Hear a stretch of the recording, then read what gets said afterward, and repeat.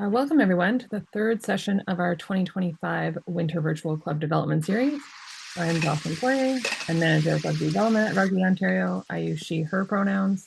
Before we get into tonight, a quick reminder to keep your microphones muted while you're listening. Use the chat for questions and comments. You're welcome to add comments as they come up throughout the session. I'll keep an eye on that, and Tom, I believe, will as well. We may ask that you unmute to elaborate if needed. We'll also have some room for questions at the end, so we can come back to anything if we've missed it, or if we want to get into it further. We encourage you to leave your cameras on so we know who we're talking to. But just a reminder again that we're recording this. It'll be available to rewatch later. So you know you're on camera if your camera is on. I'm coming to you from Gananoque, Ontario, traditional territory of the Wendat, Anishinaabe, and Haudenosaunee peoples, land covered by the Crawford Purchase of 1783. And as Rugby Ontario's member clubs, and all of you are situated on traditional Indigenous territories across the province, I invite you all to pause and reflect on our privilege to work, learn, and play on these lands, and share your gratitude to the First Nations, Métis, and Inuit people who have been and continue to be caretakers of this land. If you'd like to acknowledge the lands that you're on, please feel free to do so in the chat. And if that's something that's new to you, I would encourage you to go and do some research, learn a bit more about whose land you're on and why it's important to not only know about that, but to be able to acknowledge it. The truth and reconciliation is a two-part process, and without knowing that full truth, I don't think we can really have meaningful reconciliation. So I've always understood that knowledge is power, and an important step in gaining that knowledge is recognizing what we don't know, including omissions and misrepresentations in what we've been taught over the years. So I'll throw a link in the chat as well for anyone who's looking for where to get started. A few more to come in here. All right, with that, I will introduce our main speaker tonight. So Tom Waud is the Technical Director of Top Soccer and the Coach Development Manager for Top Sports. He's a former high school teacher from London, England, with a Bachelor of Science with honors in sport and exercise science. Currently is a youth level C and level C soccer coach with Soccer Canada. And we are really excited to have Tom with us tonight. With that, I think I will pass it over to you, Tom, to get started. Thank you, Jocelyn. Thank you for that nice introduction. Actually, the slide on me a little bit as well, so I'll quickly touch on that. But like Jocelyn said, my name's Tom Waud. Originally, as you can tell by my accent, not from Canada. I was born in Kent, England, and moved across to Canada 10 years ago. Right now, I'm working for Top Sports. I'm the Technical Director and Manager of Coach Development, so I do a lot with all different programs at Top, and I'll go into kind of what those programs are shortly. Qualified physical educational teacher and been working full-time in youth coaching for 10 years in Canada since I've arrived. So my previous club was North Toronto Soccer, and now 3 years ago, I joined Top to move this program forward and grow the program, which again, I'll touch on shortly and kind of how we've done that. So for those that are not familiar with Top Sports, we're a multi-sports organization founded in 2017. We have multiple sports that play or get played throughout the year at a recreational and competitive level. One of our main objectives are minimal schedule conflicts, and I'm sure all of you on this call would have dealt with schedule conflicts with your sports or multiple sports that you play in. But what we do at our organization is reduce those conflicts. And again, I'll go through that in a future slide. We want to maximize long-term player development and provide an ultimately well-rounded sports experience for all of our athletes. What we do, we're committed to helping children reach their full potential by developing them as multi-sports athletes and quality people. And that quality people part is a huge part of what we do. It's not just about the athlete on the field, it's the athlete off the field. And we want to set our athletes up for future success in the job and beyond. We believe that through positive coaching, appropriate challenge, we can create an unparalleled sports experience that accelerates development. for children to climb higher and go further than they ever thought possible. So, again, I think that's aligned with most sports organizations, trying to create a positive learning environment for all of the athletes. All the companies and all the clubs I work with, do a really good job at that. But we always speak about that with our parents and our athletes about the kind of off-field portion of what we do as well as the on-field portion.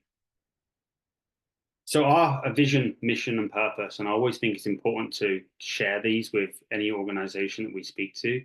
Our objective is to become the premier youth sports organization on Ontario, probably similar to most organizations. But our mission is to provide a positive environment that challenges youth to reach their full potential in sport and beyond. Again, building on that off-field piece there. The purpose is to offer a complete player pathway all the way from U4 all the way up to currently U16, but eventually in the next 2 years we'll have up to U18.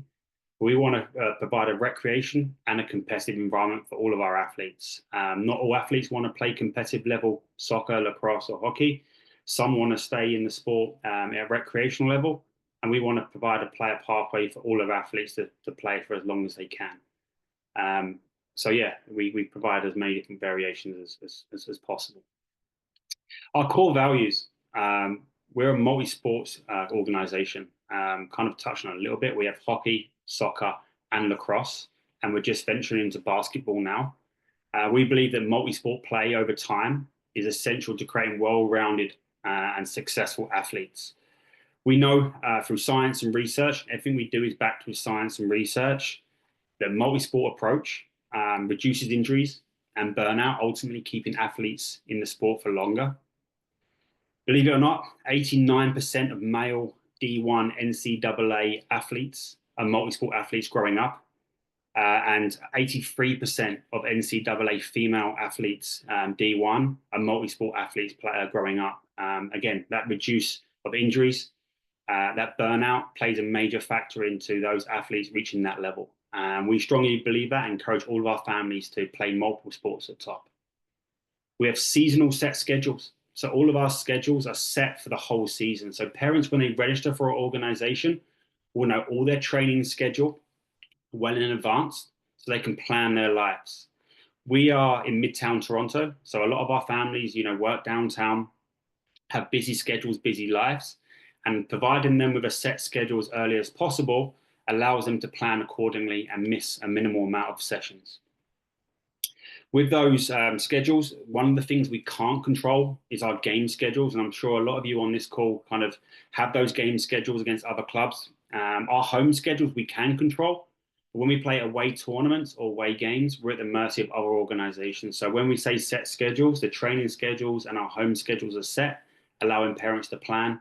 But when it's an away fixture, obviously parents are fully aware that we're at the mercy of other organizations. But again, share that information as soon as we can. We have quality coaches that care. All of our coaches are professional coaches, NCCP qualified, and take pride in building relationships with players and pushing them to reach their full potential in sport and beyond. Again, a big thing of what we do is developing the person away from the field to make sure they are set for future life. And again, that character building. We use sport, just like all of you guys on this call here, as a vehicle to teach essential life skills like discipline, teamwork, respect, work ethic, and responsibility. And sport, if done properly, is a safe space where you can learn these character building traits. So we'll try to create the best environment possible to develop those areas of individual development. So our journey, we started in 2017, but in fall of 2018, we only had 26 hockey players. Since then, over the course of the years, all of us have been through COVID. It's affected our development and our growth. But as you can see by the numbers there, we've grown significantly over the past 7 years. Our target as of this year is 3,754 registrations across all of our sports and camps at top. Our major milestones of February 2023, Top Soccer become a sanctioned organisation with Canada Soccer, Ontario Soccer, and the Toronto Soccer Association, giving us access to leagues, tournaments, festivals, exhibition games against other organizations. January 2024, our top hockey program was accepted into Canada Soccer GTHL, which is one of the first clubs in a very long time to get that sanctioning. Both soccer and hockey have worked extremely hard building up our relationships with those organizations, putting together the foundations that I'll speak through kind of how we operate and how we work in future slides to get us sanctioned. And becoming sanctioned in soccer and hockey is an extremely hard process to go through.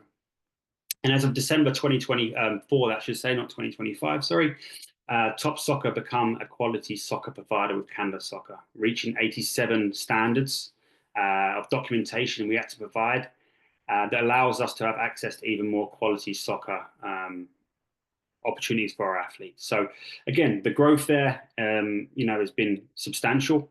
I'll go through a lot of what we do and how we do it to, encourage that growth in future slides. But as all organizations, I'm sure, are similar, we want to grow, want to provide quality soccer, hockey, lacrosse, and for you guys, rugby experiences for all of our athletes. So in terms of staffing, we do have full-time staff operating at Top. We have an executive director. We have 2 general managers. We've just recently opened up in Oakville and Richmond Hill, as well as Toronto, so expanding our organization. We have 3 technical directors. We have a hockey technical director, a lacrosse technical director, and I should say soccer, not hockey, sorry, a soccer technical director, which is myself, along with a camp director and a club administrator looking after all our behind-the-scenes documents and everything else that needs to be done. So we do have lots of support behind the scenes to get all these kids on the field, provide information to parents, which has helped us with that growth significantly. Our key metrics to make sure, to measure ourselves against what we're trying to achieve. As we speak right now, we have 95% plus player retention across all of our programs, which I'm sure every single organization wants to keep their players for as long as possible. But as we speak right now, we have 95% of our players across our recreation and competitive environments coming back year in, year out, or season in, season out. That goes and shows us that what we're doing is right. Parents believing that. Our kids want to come back because they're having so much fun. And the longer we can have our players in our multi-sports organization, the better athletes they become. Of our athletes, 53% of are single sport athletes. They play one sport at Top. 39% of those are 2 sport athletes, and then 8% are all 3 sports, so hockey, soccer, and lacrosse at Top. Of our registrations, 1,400 of them are camp registrations. So we have summer camps, winter camps at Christmas, March break camps, along with PA day camps. So of our registrations, 1,400 of them come into the camps. In terms of our coaches and staff, we have 75 or over 75 part-time coaches working at Top, all certified and all paid professional coaches. 18 of those 75 work across multiple sports. We think that's a really important part of our organization, that kids get to see coaches from different sports working with them. And where possible, their hockey coach can come and coach from soccer, for example, or lacrosse. So that consistency is very important, and that builds into that player retention piece. 36 coaches, coaching licenses were awarded last year. So again, new coaches qualified to coach at Top. And over 160 hours of coach development last year. And I'll go through kind of what our coach development looks like. We have a budget for professional development, and as of last year, $10,500 plus was spent on coach development at Top. Obviously, coaching licenses are not cheap, but we fully support all of our staff to become, higher qualified coaches, because the better coaches we have, the more educated and knowledgeable our coaches are. It also goes into that player retention piece, which is huge. So how does the multi-sport model look? Our full year program offers hockey, soccer, lacrosse, like I said earlier in the call, and we're just introducing basketball a little bit more. But as you can see, one of the things we want to try and do is minimal conflict. So our hockey program begins mid-September and runs around till mid-April. In mid-April, our soccer program begins and ends at the end of October, just like our lacrosse. Now, there are set training days that allow for minimal conflict throughout the year. So a hockey program is a ski-friendly program. There's no weekend games during November, December, and January, allowing our athletes to go away and ski, which is a big portion of our families. But they play in exhibition games and tournaments within the GTHL. Our soccer and lacrosse programs operate during the off season of hockey. There's a slight overlap, as you can see there, in September and October, but how we schedule our practices and our games do not conflict. So again, in April around to October, soccer and lacrosse operate on different days. So soccer will operate on a Monday or a Wednesday, a Friday with games on a Saturday, whereas a lacrosse program operates on a Tuesday, Thursday, and Sunday. So if any athlete wants to play soccer or lacrosse, they have no conflicts throughout the year, allowing them access to the sport without signing up for something they can't attend. Those red dots there are our meetings with parents to explain our programs. So as you can see, before the season and then towards the end of the season, we present to our parents on what we're doing for the following year, allowing them to plan. As an example, again, I'm the soccer guy. In the middle of November, I present all the parents their training schedule, their events they're going to attend for the following year so they can plan their lives. So I'm able to share a full training schedule and game schedule with them well in advance. Again, this builds into the retention rate and the retention piece in that parents can, plan their lives, make sure their kids, can schedule themselves so they can attend as much as possible, providing them with, an optimal training schedule throughout the year. So yeah, that's kind of how we plan our full year schedule there. Again, there might be a slight, overlap there in September and October, but myself, Ian, who's our hockey technical director, Bennett, who's our lacrosse technical director, work closely in September and October to make sure no games or tournaments are scheduled at the same time, allowing our multi-sport athletes to play those games and those sports during that time. So one of our big focuses is holistic development. The traditional model found, in most sports organizations is very coach-centered. So a lot of the programs are exclusive. Children have to try out for spots in the program, and then an adult decides whether they are or are not good enough to play. They focus on the team rather than individual development. We have inappropriate competition, so games or practices are too hard or too easy. They specialize early, only playing one sport. There's an assumption that development is linear. Because you're the best player at the age of 8, you're still going to be the best player at the age of 18, which we know isn't true. And there's lots of isolated technical drills or activities. Now, when we follow that methodology and model there, it's very coach-centered, about the coach and what they want rather than what the child needs. What we do at top is make it a player-centered approach. So we're inclusive. All children, no matter their age, ability, are welcome to play at top. Obviously, we do have a competitive and a recreational program. There may be some players that aren't quite ready for competitive, but instead of turning them away, we move them into our recreational program to allow them to play and develop in appropriate environments to be able to hopefully move across to our competitive environment. Just because they're in the recreation or a competitive environment at a certain age doesn't mean that's where they stay their whole time. They can freely move at any time between our programs, which is a huge advantage. We focus on individual skill development. So each individual with their coach and their parents work together to develop their skills rather than the team. There's a big emphasis on that development over winning, which we think is very important. We strive to create appropriate competition. We don't always get it right. We work with other organizations to speak about which team they're bringing. Is it an A, B, C, tier 1, tier 2, tier 3? And we strive to create an environment where the score is as close as possible. We don't want to win a game 10-0, 12-0. We don't want to lose a game 10 or 12-0 either in any of our sports.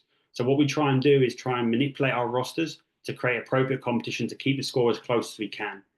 Every single child wants to get 50% success to 50% development or out of their comfort zones, and we try and do that. Now, I'll be clear, we don't always get it right.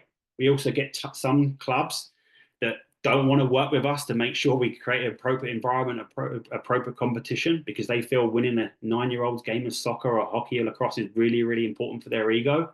But we strive to work with those clubs and organizations. We have a multi-sport approach. So again, children have access to all the sports throughout the year. And we have non-linear pedagogy. So players learn together at their own speed. Just because an 8-year-old, like I said, is really, really good doesn't mean they're going to be the best 18-year-old. Just because they're tall or strong, fast, doesn't always mean they're going to be tall, strong, and fast all their life. So we respect that development is non-linear and everyone needs to learn at their own speed. And all of our activities, we coach our players are game-based. I'm sure you've worked with many kids over your time coaching and being in charge of your programs. You ask any child what they want to do, they want to play a game. So all of our sessions, all of our activities are game-based, allowing the kids to learn as they play.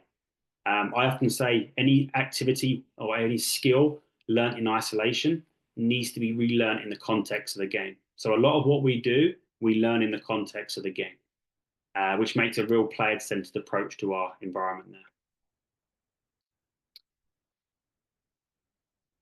So, sorry, let's skip the slide there. So our principles, our focuses, we want high contact with the ball or the puck. So the sessions need to be challenging, involve all the players manipulating the ball or puck under various game-like situations and conditions. We feel that when we have high contact with the ball, the better and the quicker skill development happens. So every single activity, every single session that we develop as technical directors is high contact, high repetitions. Training will resemble the game. Skills are not developed in isolation. Skills are developed most effectively, like I said, in a training environment that resembles a game. And again, if an activity or a session is like a game, like the children want to play, we often find they're more engaged. There's lots of decisions being made, and our children learn a lot more effectively. Training will be fun for everyone. Coaches will work with players regardless of their ability and encourage them to develop their skills and be creative in finding solutions. Again, every single player is welcome to our organization, whether that's in recreation or competitive. And our coaches will work with every single player regardless of that skill. We want our environments to be inclusive rather than exclusive. So we work with our players, no matter what skill level. It will be accessible. So all players need access to player development environments. If we don't give access to our athletes, great facilities, amazing coaches, they're never going to develop. A lot of children often don't get access to these environments and will never be able to keep up or catch up with players in those environments. So we give access to everyone who wants to play in those programs. Players can be invited or given access on a first come, first served basis. Now, what I mean by that is different programs have different constraints. As an example, our soccer program, if we're playing on an 11v11 grass or turf field, I can have 200 children playing on that grass or turf field at any one time. In comparison to a hockey rink, as an example, with the constraints they have with the boards around the outside and the size of the area, we can only have 24 athletes on that rink at any one time. So again, we have different constraints for different programs. For soccer, I'll speak purely soccer right now. We invite as many players in as possible because we have the size of the field to be able to do so. All of our players and parents are given feedback throughout the year and are engaged. Again, going back to a previous slide, we give coach and parent education before the season starts, along with parent meetings, along with individual feedback throughout the year. And that individual feedback could be formal or informal, but it happens frequently throughout the year. We don't want any player at the end of the year having any surprises. We don't want any parents to not understand our objectives. We want to work with families rather than against them. So we engage our parents and players several times throughout the year. And we find that retention rate is increased by engaging and working with families rather than against them. A lot of families, just like us, are in it for the same reason, for their child. And the more we work with them, provide them with that information, the more they understand that. Parents aren't enemies. We've got to work with them. They often share, great resources. They share ideas on how to develop and work with their child. And the more we involve them in that process, the better it is for all of us. So we have development matrices at the top. Each sport, hockey, soccer, and lacrosse, have these matrices that all align. As you can see by these matrices here, we have the 4 corners of development: technical/tactical, physical, social, emotional, and psychological. Now, all of our curriculums, and I'll show you how they look in a future slide, across physical, social, emotional, and psychological all overlap. We have the same priority levels of those areas. to make sure all of our curriculums and children are learning the right things at the right right time in an age and a stage appropriate environment. The main difference between our programs in terms of the background curriculum and matrix development is the technical and tactical side. Obviously, there's big differences between the sports, but there's still lots of overlap. But individual sports will always have technical and tactical differences that we'll approach. So all of our coaches will receive this information. We give coach education on what these mean, how to develop them, when to develop them, and we share these with parents. So parents know what we're going to be working on and when we're going to be working on those things. Often, again, going back to soccer, kind of my area of expertise, parents will often turn around to me and say, why are we not working on passing? Why are we not working on defending? And it might be because it's not age and stage appropriate for our athletes. What this gives us is a resource we can point them to so they can understand along their player pathway when we're going to be working on certain skills, tactics, and techniques. So again, it's a great resource in terms of information about our program, allowing parents to know what we're working on and when we're working on certain areas of development. From that, we build out a curriculum for all of our coaches and all our parents to see it every single time. So our curriculum, each sport has its own curriculum created by the individual sports technical director. So again, each sport has a curriculum that has a focus, a problem we're trying to solve each week, and a key word and phrase that we're working on. All of our coaches get access to this information before the season, during the season, and parents know what we're working on and when we're working on it. The objectives and outcomes align and build as they go through the season. Now, what happens is with this information, coaches can review this on a Google Drive at any time. They know what we're working on, when we're working on it, and can build towards it. And if you click on this session plan section here in blue, what it does, it takes our coaches to a session plan they're going to be working on for that week. So our coaches will click on that session plan and it will take them to a coach session plan for that week. And that coach session plan will be linked to the learning objective and outcome we're working on and give our coaches the activities they're going to be working on during that course of that season or that week. There's a procedure that outlines how that activity works, along with a coaching tip for each of our activities. Now, all our activities follow the same structure. For those that aren't familiar with GAG methodology, it's game, activity, game. So when the children arrive, they go straight into a small-sided game, 3v3, 4v4, sometimes even 2v2, and they play the game, whether that's hockey, soccer, or lacrosse. What this does, it allows the coach to greet the children as they're playing.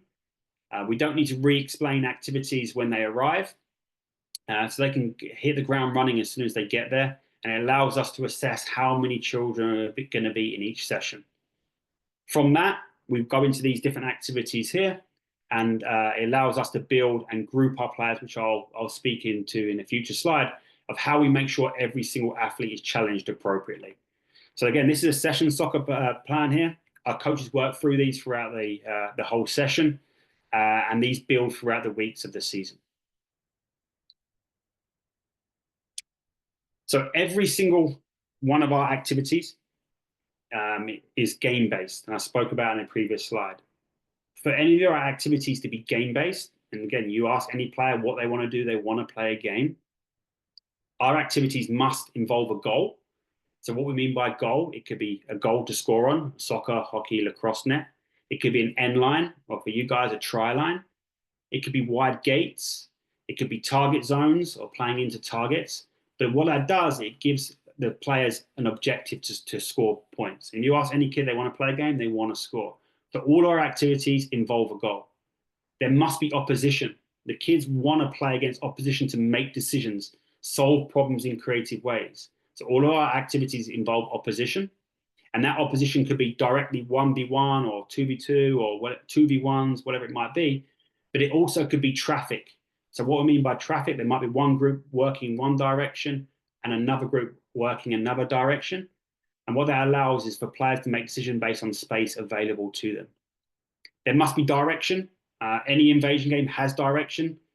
So it has to have direction from north to south to give them objectives to reach. And there must be support. So players on their team to help them solve problems. And they can solve problems through passing, dribbling, attacking space. And that's a starting point for any of our activities that we teach. Again, if it doesn't look like the game and it doesn't replicate the environment they're going to be exposed to, it's probably not a good coaching session to do. So everything that we do has to look like the game. And that's what our kids expect, our parents expect, and that's how our coaches coach. So again, this is 2 examples of what that might look like. Again, very basic. On the left-hand side, I'm sure a lot of you have played games like Octopus before. Objective to get from one side of the area to the other without getting their soccer ball or tagged or wherever it might be. If you look at that activity, there's a goal, trying to get from one side of the area to the other to an end line. There's opposition, players trying to defend them. There's support, their teammates working with them, and there's direction, north to south. So again, for a child, it looks like the game. On the right-hand side is a hockey session there called Nest Eggs. There's 3 teams with 3 goals. The objective is to get the pucks and put them into any of those 3 nets. After all the pucks have gone into the nets, they can steal pucks from other people's nets. But again, there's direction. You can go and score on any of those goals. There's opposition, players from other teams. There's direction. And there's also support, there's teammates. So again, for any child, that looks like the game, and there's decisions being made to aid their skill development. So that's how all of our sessions kind of work at top. In terms of our grouping, one of the biggest challenges that any coaches face is providing an appropriate competition. I'm sure you would have seen it working with your clubs. You would have seen it when you've been coaching. There's always going to be differences between players and athletes. Now, what we do at top is trying to create environments of challenge by grouping our players differently. The most common way to group players is by ability. You might have the best player, number 1, playing against number 2, for example. But you also might have number 11 and 12 playing with each other as an example. So you challenge players by ability set in the groups. You have mixed ability. So players will be in an environment where they'll be learning with each other, but there'll be mixed ability groupings. Again, there's always going to be different levels of ability in the program. But we also group by physical maturity. Again, if we're working on a hockey or a soccer or a lacrosse session where we're working on protecting the puck or protecting the ball, we might group our players by physical maturity. If you look at some of your 10-year-olds, 12-year-olds in your programs, there's a huge discrepancy from the biggest kid to the smallest kid. And we're going to challenge our players appropriately. We might group our players by physical maturity to make sure they're tested and challenged. Chronologically, for example, a 12-year-old born in January compared to a 12-year-old born in December, the 12-year-old born in January has been on the planet Earth for 10% longer. There's a big level of difference. We look at the social emotional aspect of our programming and the sessions. So we might group our players by chronological order. We also allow players to pick. Some players might want to play with some of their friends and some of their buddies, and that's why they join the program. So we let our players choose who they want to play with. So when they arrive, I might go, Timmy, who do you want to play with today? I want to play with Sam. Okay, Timmy, Sam, play together. Can you go and challenge another pair? So let the players pick who they want to play with. And matching and loading.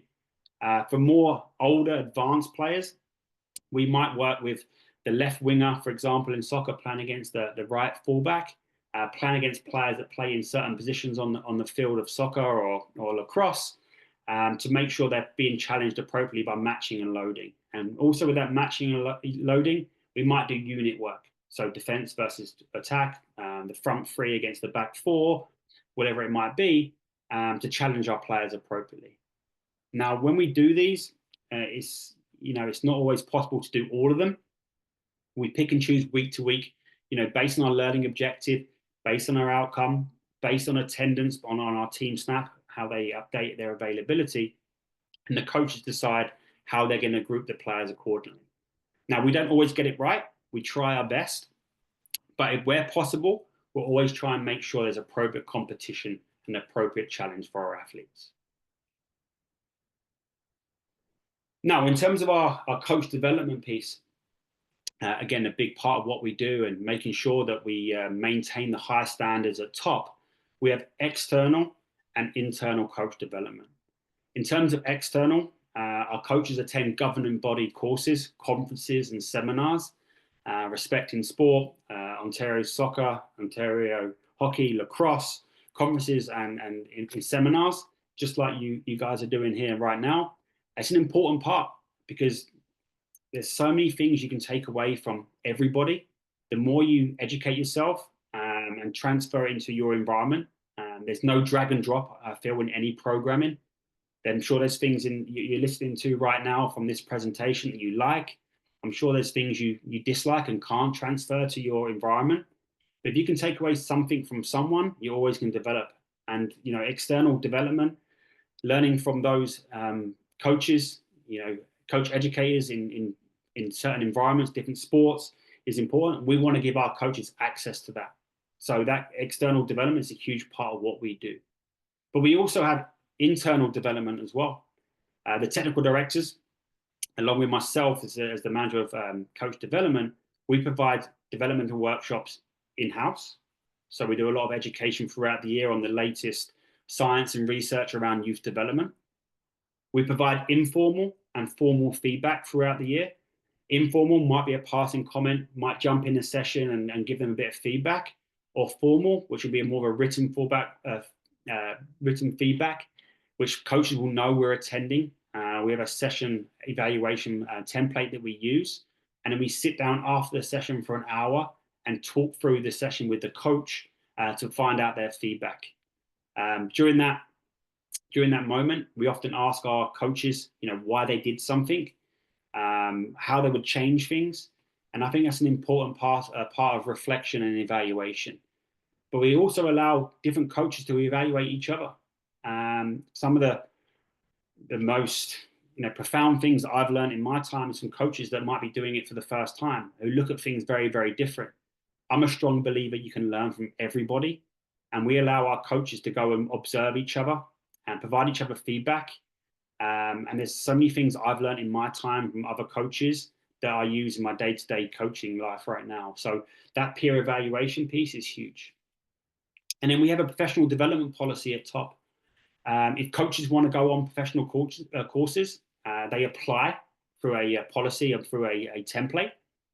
As an organization, we decide whether it's a good use of our money, our resources, and then we decide whether we can send them. If we financially support any of our coaches through any of our licenses, we kind of have a policy where if they leave in less than 2 years, they have to pay us back for that course. But if they stay for 2 years, we fully fund that. The reason we kind of have that policy there is, especially in hockey, soccer, and lacrosse, some of these courses are really expensive, especially the European ones. So we don't want to end up paying out this money and they go and leave and go to another organization. So we tie our staff into these contracts, and we want them to work with them because we're investing in them. We want them to invest in education in our athletes. So that's kind of how our coach development policy and structure works. Coach development is huge to developing any program, maintaining high standards, and ultimately driving that retention rate. Parents love high quality coaches that hold their players or their children to high standards. And we really invest in that in our organization, which is a huge part of what we do. So that's kind of everything I have in terms of what we do, how we do it. Obviously, I could have dived a lot deeper into certain areas there.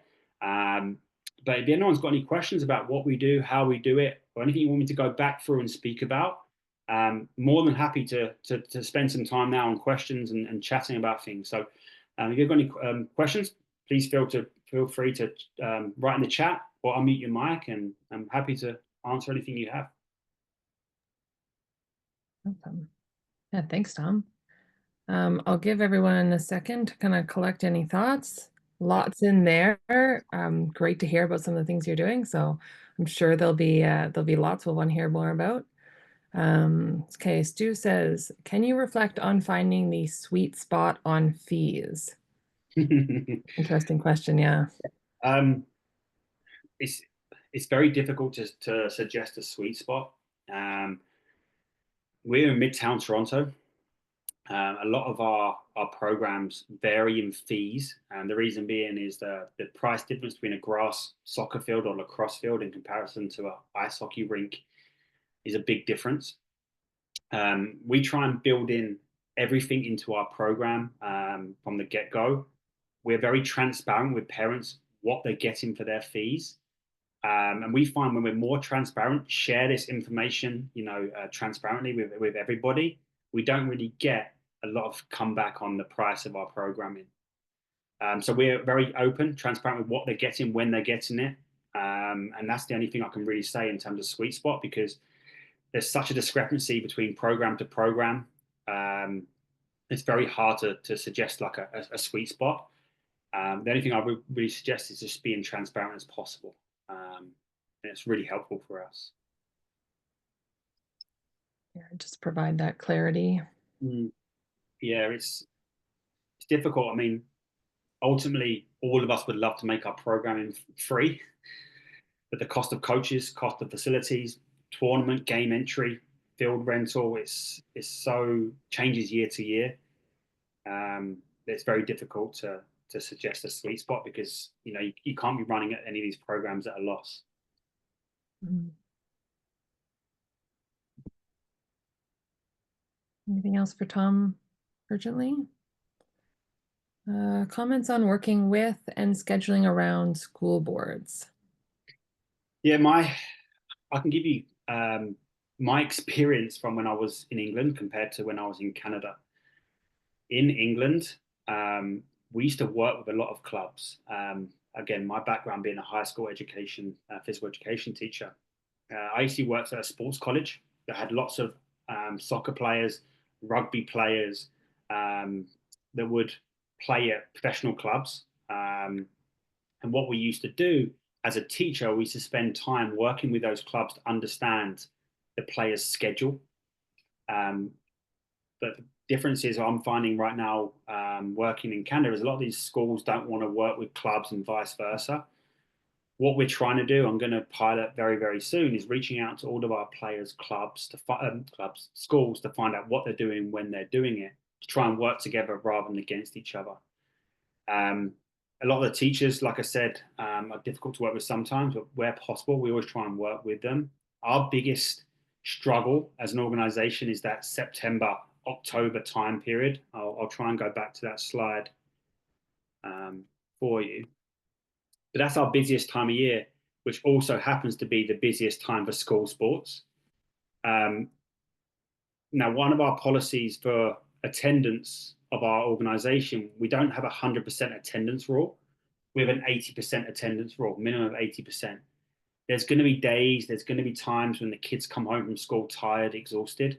Maybe they've had a school sports game that makes them tired. All we ask from any of our athletes is they communicate with us as far in advance as possible. But yeah, it's almost impossible to schedule around those school sports, unfortunately, especially that September, October time.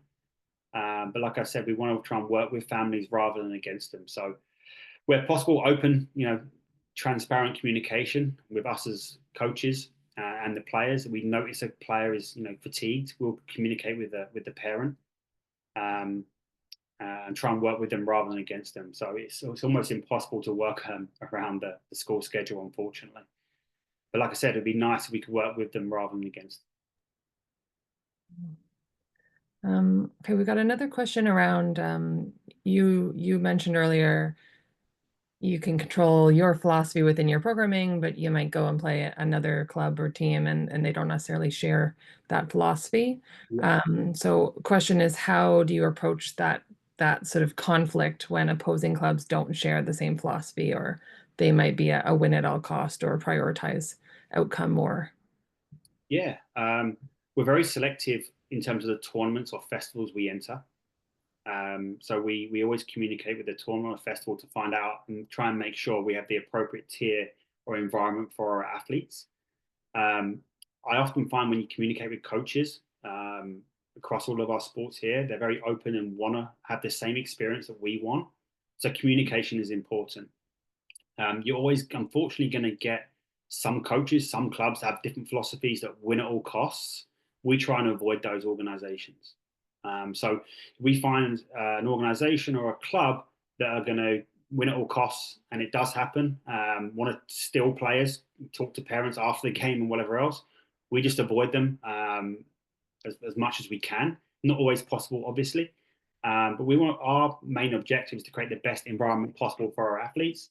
And if we feel playing in a certain tournament, a certain exhibition game against a certain club is not the appropriate environment, we won't do it. So we want to protect our players, create the best environment to make sure that everyone develops at the best and most appropriate environment. So yeah, where possible we try and avoid it, but not always possible, unfortunately. But my experience with most coaches is when I reach out to them in advance and communicate with them, they're just happy to hear that someone is looking out for their players as well as ours. So open dialogue, open communication is very, very important. Kind of goes back to that grouping we spoke about on a previous slide as well, in that if we reach out to an organization that has a mixed ability group, what we'll do as an organization is we'll send a mixed ability group as well. If we're playing against someone's tier 1 A team, we'll send our tier 1 and A team as well. So I find open communication, open dialogue is very, very important. And there's ways to control that environment as well. In soccer, again, speaking purely for soccer here, is we allow our players to play multiple positions throughout a game. If we find that we're winning a game quite comfortably, we might move our defenders to attack and vice versa to develop our athletes and keep the score down. We don't want to win a game more than 5 goals or lose a game more than 5 goals. So I think other clubs have that philosophy, but we have a responsibility as a club as well to control that. So coaches and education of our staff is very important to look after our players as well as their players, because if we go and win 10, 12, nothing, guess what? That team's not going to want to play us, and eventually we'll have no one to play. So working with those clubs is very important. Yeah, thanks. Having those strategies too, in terms of how to manipulate or challenge within a different opposition, right? Mm-hmm. Well, one of the big things we do on a game day, so go back to a previous slide here, is we focus on that curriculum there. So our Saturdays, again, just purely speaking about soccer here, is our game day. So these learning objectives, these outcomes and these problems, we set our athletes these challenges during our games. So our focus in here is 1v1 facing a defender. We'll have players, focus on that as their learning objective. So no matter where they are on the field, we're looking for our athletes to go 1v1, have the confidence to go 1v1 and beat their opponent. And how they solve that problem is up to them. They might pass the ball to beat that player 1v1. They might dribble past them. They might shoot, whatever it might be. But we'll challenge our athletes to have that focus during the session. Again, that win at all costs, we focus on development. And if we develop our athletes the right way, focus on what we've been working on, we found that our athletes will develop at a faster rate than other organizations. So yeah, that kind of focus, that challenge is an important part of that process. Again, it doesn't matter where you are on the sports field, you can still go 1v1, whether you're in your own half of the field, the opponent's half. But again, we've got to make sure players have the ability and the confidence to make those decisions, be creative how they solve those problems. So yeah, we relate it back to our kind of curriculum and learning objective for that week. Awesome. Anything else for Tom? We can always come back as well. Absolutely. Yeah, last second, Spencer. Just a question about examples of growing player responsibility in your program. Yeah, absolutely. Different sports, again, have different constraints with that. One of the big things that hockey do a really good job of, and I'm new to hockey, being English, unfortunately, don't grow up playing a lot of ice hockey in England. We don't really have the rinks or anything to do. But moving across to top and being involved with hockey a bit more, they do a really good job with that player responsibility piece. They have the luxury of having changing room, dressing rooms before and after games. They have responsibilities of carrying the equipment to and from the rinks, responsibility of cleaning up the dressing room or changing room, rotating the captaincy of the team. So they have different responsibilities to be a leader and whatever else. So there's loads of ways we can kind of challenge those responsibilities of our players. But yeah, like different sports have different ways to do that. Again, there's no one size fits all. But one of the things I do is, is carrying the equipment, the water bottles. At the end of the games, being the person that goes around to the players and asks them, things they did well and things they can improve on. But I think the big thing for me is, as a leader and as a coach, is asking the players and putting responsibilities on them on, what things did we do well? What can we change here? Kids are very open and transparent. Us as leaders don't tend to ask kids enough, really, what they think and what they would change and what responsibilities they would need or want. So my advice would be involve them in that process as much as possible. Kids are smart and they're very blunt with what they say and what they think, and it's a good way to find out everything from a kid's perspective. So for me, it would be involve them in that process, find the environment, or find certain things that work for rugby that would be ways to do that. But every sport has its own way of doing it and solving that problem. But yeah, like for me, passing on responsibility to those players, figuring out how you can do that and create that and be creative with that is an important part of that process. Great.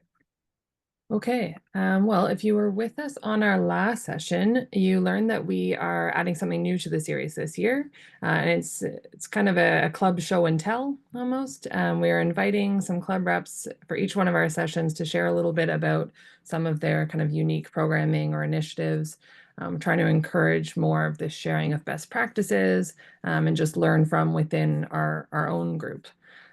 So tonight we have Isabella Hutchison from Belleville Bulldogs, and Bella's going to speak about their kind of unique approach to minor rugby programming, what that's looked like for them over the years.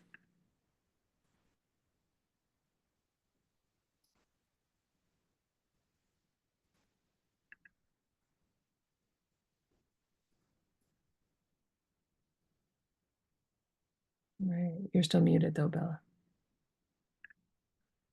All right. Perfect. Just made a quick slideshow to kind of introduce and follow along to how we run our minor program.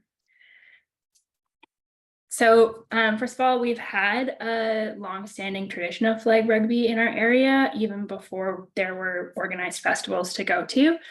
And our club has always had the goal of providing as many opportunities for as many kids to play as much rugby as possible. And all of this can be done because we have an incredible volunteer network. So we have coaches, parents, the odd grandparents, and lots of high school students that are involved. Our Junior Bulldog of the Year, she basically ran the U6 flag program for the summer, which is incredible to see. We offer 3 sort of options for programming. So we have our spring only, our full season, which would be spring festivals in the summer and then into the fall as well. We also have a fall only option. So the spring is kind of the bulk of our programming, probably quite similar to many clubs. We kind of break it into 3 age groups. The U6 for the littles, the U8-ish, which is kind of 6 to 8-year-olds, and then the older group is U10 and U12. Age groups are flexible. Players can move up and down to where they're comfortable, or if all of their siblings are in one, they tend to all group together, stuff like that. And our U12 contact players are also encouraged to join our flag sessions. So flag runs weekly on Sunday mornings from May to June, and everybody runs at the same time and the same place. So we had lots of feedback from parents that this is a really important factor in their decisions on what their kids are playing, is that can all of my kids play the same thing at the same time so I don't have to be 3 places at once, kind of thing. So the summer is mainly for U8s and U10s. We've had not too many U6 players who want to play in festivals, or parents who want to do that. And U12s have had traditionally fewer options to play at festivals. We tend to only go to 2 or 3 per the summer. Our coaches are often coaching the higher levels as well. So yeah, it just gets kind of busy. We try and host a festival early in July, so it's kind of like the end of our spring season is wrapped up in a Belleville festival. But again, you have to be registered for the full season to be able to play in festivals. And this is, I think, the part that maybe makes our club a little bit different is that we also run fall rugby. So this started when we were coming back from COVID protocols. We just wanted to play rugby. We wanted to get started. We wanted to get going. So kind of anybody was invited to show up just to play some flag, get the ball moving, yeah, play some games. This has since developed into more of a 6-week kind of program. So kind of second week of September to the end of October. It's one time a week for about an hour. Everybody goes at the same time. It is still kind of grouped into that U6, U8, U12. And we have our contact players often join in for these flag sessions as well. If there's older players around who want to play, they're also welcome to join in flag as well. So this is more focused on house league style of games. We try and make it special. So we have like Halloween costumes for Halloween. And last year we did a trunk or treat at the end. So parents and club members came to the park that we were playing in, and the players got to dress up and go trunk to trunk getting candy at the end of practice. So yeah, I know that was a fast, brief overview, but I wanted to leave lots of time for questions. Yeah, again, we've divided it up into these 3 kind of sessions because that's what fits our volunteers, and that's our way of trying to get as much rugby going as possible. Thanks, Bella. Yeah, I think the fall is probably fairly unique, but I think actually the way that you run the spring session is a little bit unique as well. We've talked a little bit more about that recently, and that is kind of what Tom was talking about as well, right? In the type of grouping, that it doesn't have to be age-based when we're talking about non-contact. You can have that flow within the ages. So yeah, nice to see. Anything that you want to share in terms of sort of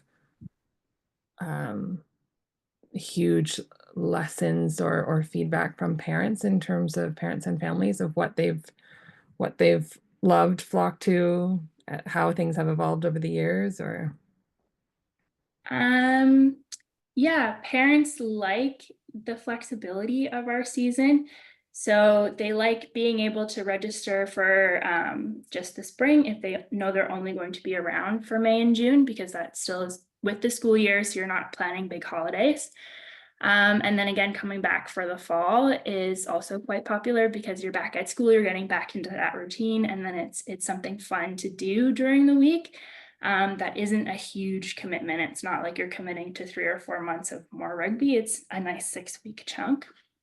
Yeah, our high school students really love playing flag too and volunteering with the younger groups. I actually just had 2 girls email me who had played U12 and U14 last year who were like, when can we start doing flag? Can we do that yet?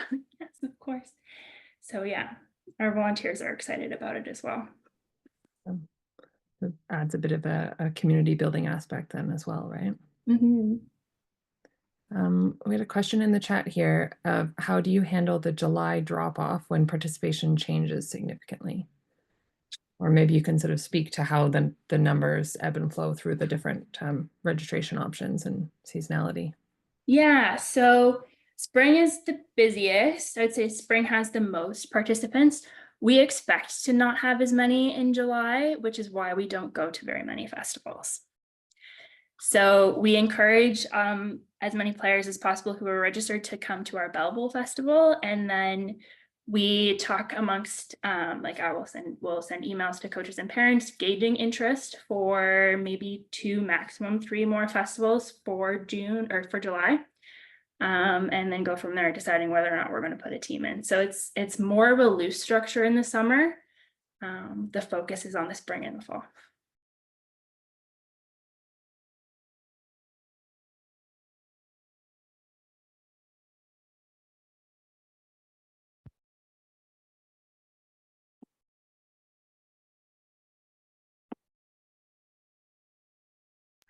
Oh, sorry, I'm muted.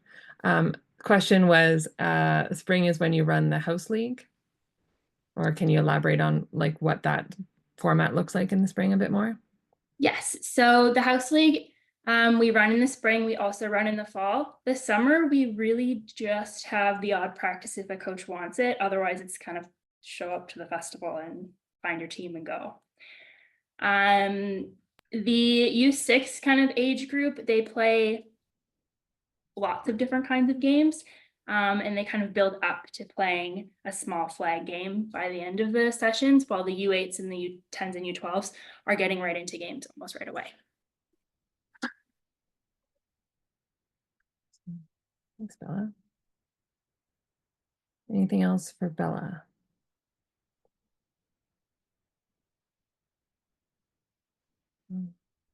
Okay. Anything else for Tom? Or Tom, anything you want to add? Or questions for Bella as well?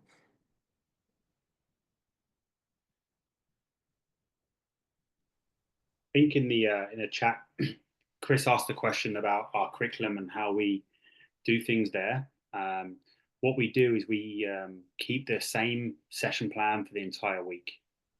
What this does, it allows us then to, the first session, it allows the children to understand the activity.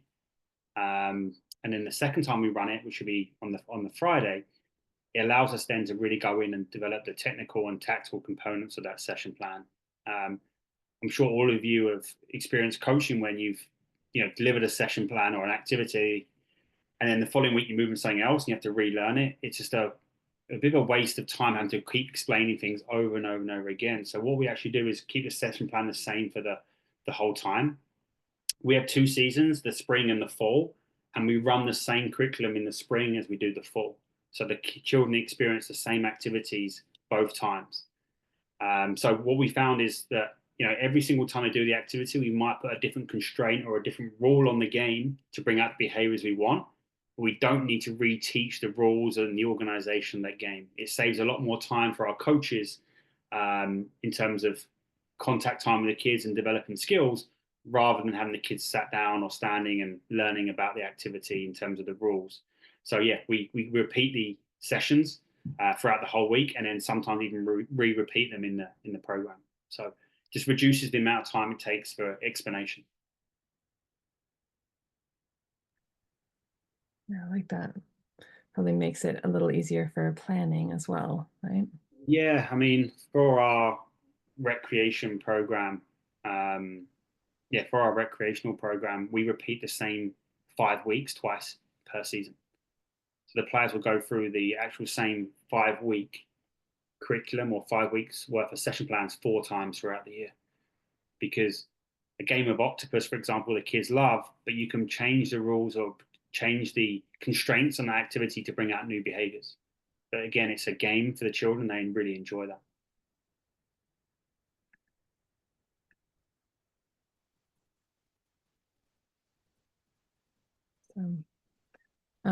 I have a question. If you could maybe talk a little bit more. You talked about some of the sort of paid roles within your organization, but within sort of the coaching staff of each of your programs, what does that staff look like? Are they all paid? How many coaches would you have, sort of ratio to athletes? Are there managers involved as well?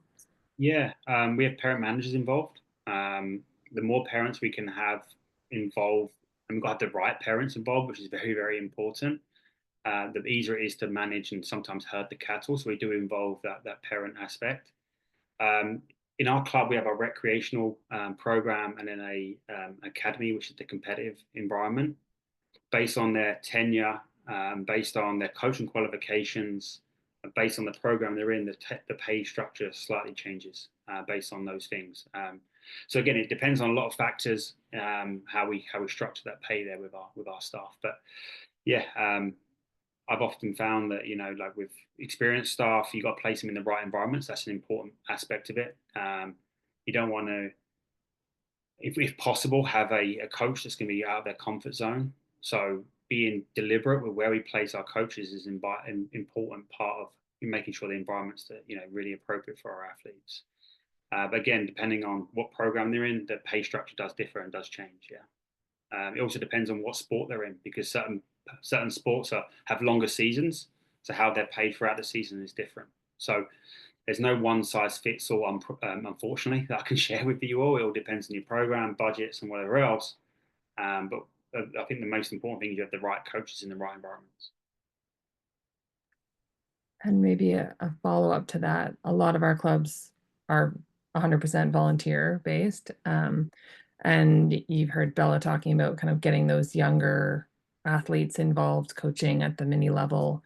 Do you have similar sort of thing or sort of advice for those looking to identify and introduce people as coaches? Yeah, a big thing that we utilize is the school volunteer hours. A lot of children want or need hours for their school, so utilizing them for that volunteer positions is very, very important. Utilizing them, exposing them to those environments, and giving them a bit more roles and responsibilities during that time period is a useful way to train those athletes or train those players up for the future. Our oldest athletes right now are turning 16, but in the next couple of years, what we'll see is those athletes going up to U18, hopefully, and starting to give back. One of the things we would love to see is many of our athletes coming back to coach and work with us as possible in camps or our recreational programs and whatever else. And that'd be a true sign of a really well-run, organized program, is those kids want to give back. So yeah, we work with those volunteers or those players, provide them with volunteer hours in our camps or recreational program and whatever else, and it's almost like a way of training up your staff for the future.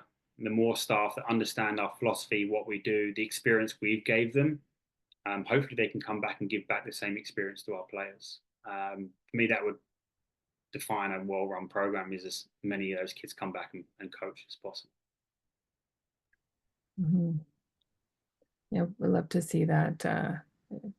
They've been through your program, right? You don't have to teach them the philosophy. You've already taught it to them while Yeah, they were in the program. yeah, and hopefully they can pass on their experiences from to parents and players and whatever else. Well, I think we're almost there in terms of having those players come back. We just did a March break camp, and we had volunteers from our 2009, 2010 born players coming in and working at camp. Yeah. Um, and they hold and believe in our standards and expectations and that kind of character developing aspect of what we do. And they start to hold other kids accountable. It's such a rewarding process. A lot of those players that have become role models of the younger ones, and they look up to them. So it's a very useful way to utilize them for sure. Mm-hmm. Okay, we've got kind of a follow-up to Spence's question earlier about examples of growing player responsibility in your programs, and an extra add-on of ethics and sportsmanship or personship, and how Yeah, that all plays together. yeah. A big thing of what we do is if any players or any families don't follow our standards, expectations, and kind of who we are and what we do, then we won't be inviting them back. There's been a couple of occasions where families haven't been invited back or been asked to leave our program. I understand that every club's different in that we kind of have a lot of our programs do have wait lists, so it's a lot easier for us to turn players away for their behavior and whatever else. But that's a big part of what we do. Again, we want to ensure that our athletes become, yes, great athletes on and off the field or off the rink, but also great people. If those athletes then go on to, be great people away from the field, we would like to think that our influence and our impact on them is a big part of that. So, yeah, we hold our standards very high with all those things. For soccer, for example, when children arrive every single session, they need to greet the coach as soon as they arrive. Different coaches have different rules. Fist bumps, high fives, handshakes is my favorite with eye contact. I think that's a vital life skill for our athletes. So whenever a player comes to my sessions, the first thing they do is shake hands with me as a coach, say hi with eye contact. If they don't do that, they're not going to start the session until they do. Again, these are life skills that I think are very, very important for a lot of our players. So again, there's loads of ways you can do it. Every sport's slightly different, but I think a big thing, what our responsibility as adults is to create these environments where they can learn these life skills. Again, every sport has a different ways of doing it. I love what rugby's about. There's lots of things that soccer can learn from rugby in terms of respect of referees and whatever else, and rolling around the floor and all those fun things that soccer players do. But yeah, like there's so many different ways to do it, and it's up to you as a leader, kind of how you want to do that. There's no one size fits all approach to anything. Okay, we've got one more question in here. Chris, I'm going to ask you to clarify maybe. I'm guessing this was more directed to Bella.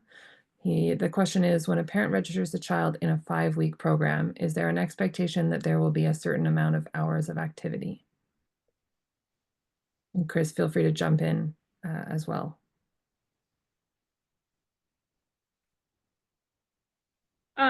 If that's directed at me, I can. We are very upfront in our registration guide what each membership gives you. So when you're registering for the spring, which is about 8 weeks, it's like the schedule is laid out, so you know you're getting about an hour and a half of activity each week. And then same for the fall. It's laid out that you'll get about an hour for the 6-week program. And our fees are kind of made to reflect that.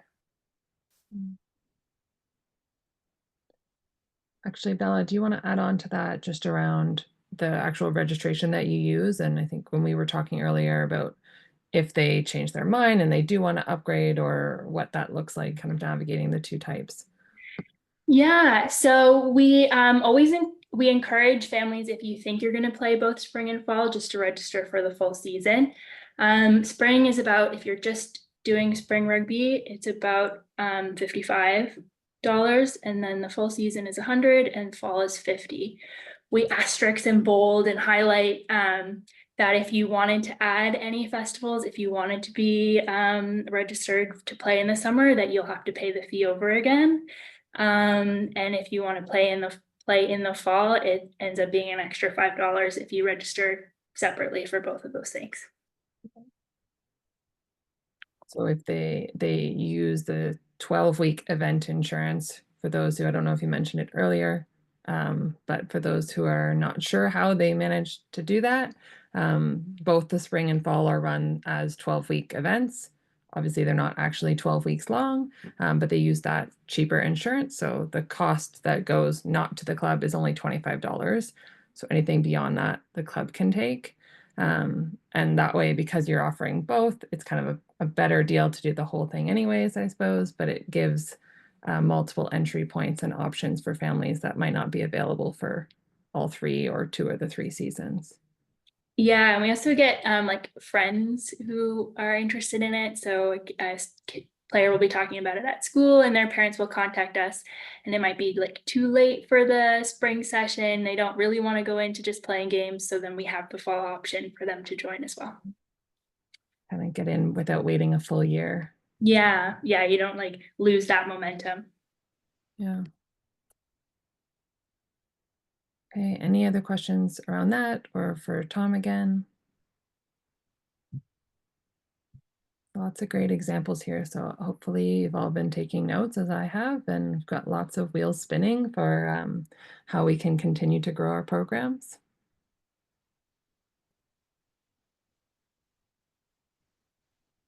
If anyone wants to contact me, away from this call, I'll put my email address in the chat. More than happy to jump on a call with you anytime, share emails or whatever you want to hear. I'm happy to help out any way I can. Thanks, Tom.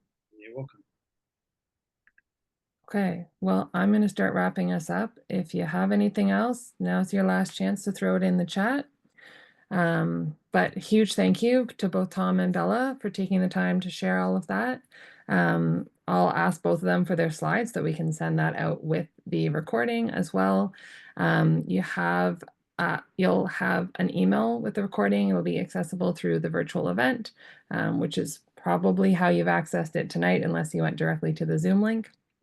And then it'll eventually live on the YouTube channel for Rugby Ontario as well. I'm going to throw our survey in the chat here as well. Do that for you now. But while you're kind of looking at that, our next session will be April 14th. That's going to be our own Rugby Development Officer, Rob McQueen. He'll be sharing a bit about his recent initiatives and some learnings from the last 2 years of his role. So watch for an email with that registration link, info to come, but April 14th, same time.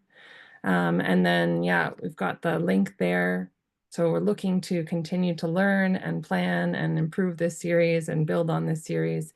So we just ask that you take a few minutes to complete the survey and give us your thoughts and ideas for how we move forward with this. Otherwise, reach out as always if you have questions about anything for me. If you missed Tom's email and you want it later, I'm happy to connect you. Same with Bella or any others. But thank you so much for taking the time to join us and for all your questions, and enjoy the rest of your night. Thanks, everyone.